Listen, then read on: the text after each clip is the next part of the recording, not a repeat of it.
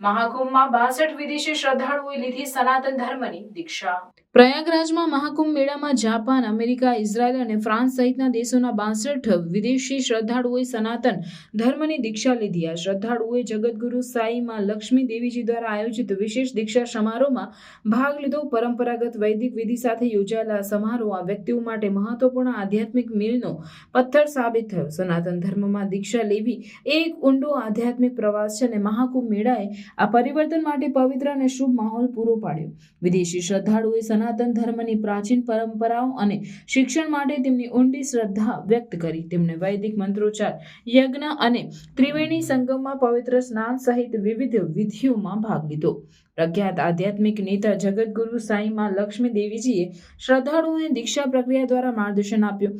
સમારોહમાં સનાતન ધર્મના શાંતિ, કરુણા અને આધ્યાત્મિક પ્રબોધના સર્વવ્યાપક મૂલ્યો પર ભાર મૂકવામાં આવ્યો.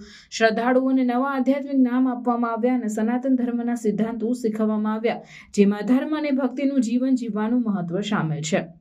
વિવિધ સાંસ્કૃતિક પૃષ્ઠભૂમિના શ્રદ્ધાળુઓની ભાગીદારી સનાતન ધર્મની વૈશ્વિક આકર્ષણ અને સમાવેશને હાઇલાઇટ કરે છે.